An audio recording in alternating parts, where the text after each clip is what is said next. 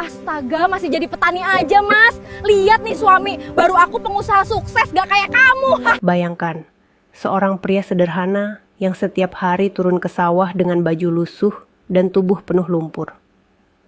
Saat ia membungkuk menanam padi, tiba-tiba datang mantan istrinya bersama suaminya. Yang seorang pengusaha, dia dihina dan ditertawakan mantan istrinya karena pekerjaannya hanya seorang petani. Dia dianggap pria miskin dan tak punya masa depan seperti suami barunya, yang seorang pengusaha. Namun dia hanya diam menahan hinaan dan tertawaan tersebut. Hingga suatu hari dia buktikan dengan kesuksesan. Sampai akhirnya mantan istrinya tertunduk malu dan menyesal sahabat semuanya. Sebelum kisah ini dilanjut, saya mohon keikhlasan teman-teman buat like dan komen dari asal mana kalian nonton video ini. Semoga kalian sehat selalu, panjang umur, dan dilancarkan rezekinya. Amin ya Rabbal Alamin. Sekarang mari kita lanjut ceritanya. Di sebuah desa kecil yang dikelilingi hamparan sawah hijau, hiduplah seorang pria sederhana bernama Aksa. Setiap pagi sebelum matahari menyembul, ia sudah melangkah menuju sawah dengan baju lusuh yang warnanya mulai pudar. Lumpur yang menempel di tangannya adalah hal biasa. Baginya, lumpur adalah bagian dari hidup, bagian dari perjuangan yang tidak pernah ia keluhkan. Di tengah udara pagi yang sejuk, Aksa membungkuk menanam bibit padi satu persatu.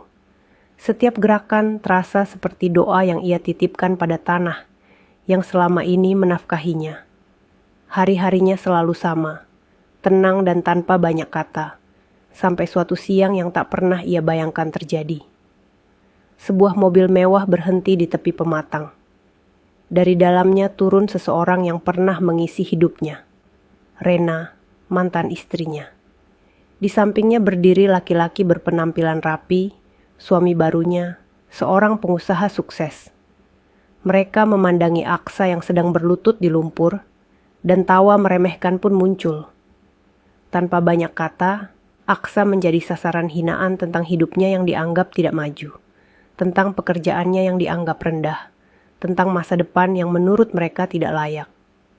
Aksa hanya diam, tidak membalas, tidak marah. Ia kembali menunduk, melanjutkan pekerjaannya.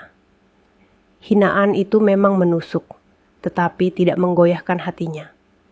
Diamnya bukan tanda kalah, melainkan tanda bahwa ia memilih percaya pada proses yang tengah ia jalani. Hari-hari berikutnya, semangat Aksa justru tumbuh. Ia mulai mempelajari